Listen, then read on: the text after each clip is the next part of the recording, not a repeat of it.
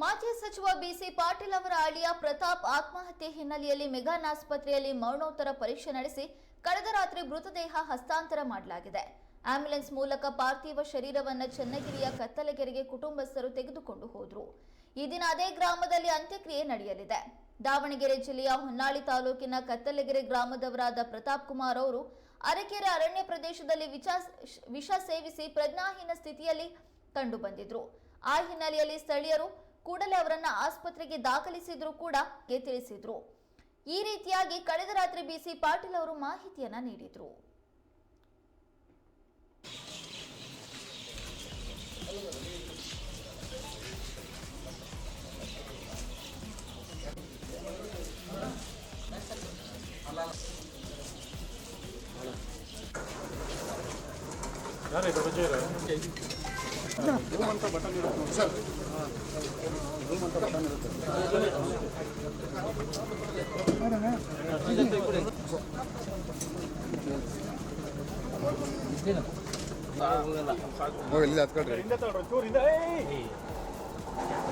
ಎಲ್ಲರಿಗೂ ಸಿಗುತ್ತೆ.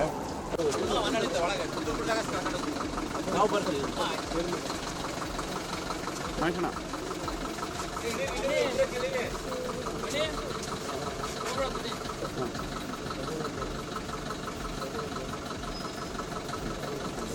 ತಾಲೂಕು ಅದು ನೀರು ಏನೋ ಕಾಲುವೆದು ನೀರು ಬರುತ್ತೆ, ಅದಕ್ಕೆ ಆ ಜಾಗ ಬಿಟ್ಟಕ್ಕೆ ಹೋಗ್ತಾರೆ. ಅದಕ್ಕೆ ಅವರು ನಮ್ಮ ಜಾಗ ವರ್ಷದಿಂದ ಬಿಡ್ತಿದ್ರು.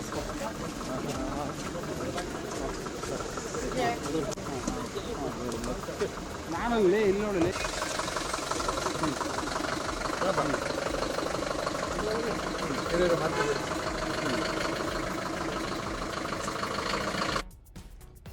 ಮಾಜಿ ಸಚಿವ ಬಿಸಿ ಪಾಟೀಲ್ ಅವರ ಅಳಿಯ ಪ್ರತಾಪ್ ಕುಮಾರ್ ನಿನ್ನೆ ಆತ್ಮಹತ್ಯೆಯನ್ನ ಮಾಡಿಕೊಂಡಿದ್ರು. ಆ ಹಿನ್ನೆಲೆಯಲ್ಲಿ ಮೆಗಾನ್ ಆಸ್ಪತ್ರೆಯಲ್ಲಿ ಅವರ ಮರಣೋತ್ತರ ಪರೀಕ್ಷೆಯನ್ನು ನಡೆಸಿ ಇದೀಗ ಮೃತದೇಹವನ್ನ ಕುಟುಂಬಸ್ಥರಿಗೆ ಹಸ್ತಾಂತರ ಕೂಡ ಮಾಡಲಾಗಿದೆ. ಕಳೆದ ರಾತ್ರಿ ಮೃತದೇಹವನ್ನ ಹಸ್ತಾಂತರ ಮಾಡಲಾಗಿದೆ. ಆಂಬ್ಯುಲೆನ್ಸ್ ಮೂಲಕ ಪಾರ್ಥಿವ ಶರೀರವನ್ನ ಚನ್ನಗಿರಿಯ ಕತ್ತಲಗೆರೆಗೆ ಕುಟುಂಬಸ್ಥರು ತೆಗೆದುಕೊಂಡು ಹೋಗಿದ್ದಾರೆ. ಈ ದಿನ ಅದೇ ಗ್ರಾಮದಲ್ಲಿ ಅಂತ್ಯಕ್ರಿಯೆ ನಡೆಯಲಿದೆ.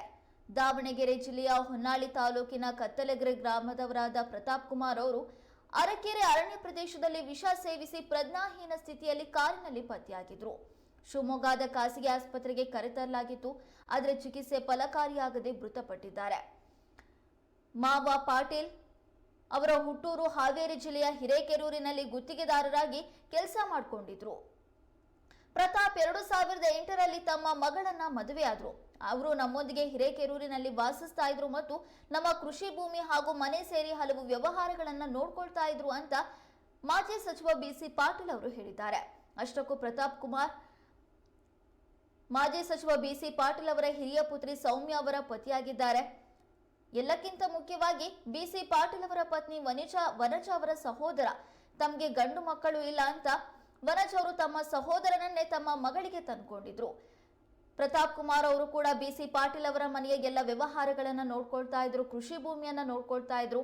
ಆದ್ರೆ ಅವರು ಈಗ ಆತ್ಮಹತ್ಯೆಯನ್ನ ಮಾಡ್ಕೊಂಡಿರುವಂತದ್ದು ನಿಗೂಢವಾಗಿದೆ. ಇವರ ಆತ್ಮಹತ್ಯೆಗೆ ಕಾರಣ ಏನು ಅಂತ ಪೊಲೀಸರು ಈಗಾಗಲೇ ತನಿಖೆಯನ್ನ ಪ್ರಾರಂಭಿಸಿದ್ದು, ಆದ್ರೆ ಇಲ್ಲಿಯವರೆಗೂ ನಿಖರ ಕಾರಣ ತಿಳಿದು ಬಂದಿಲ್ಲ.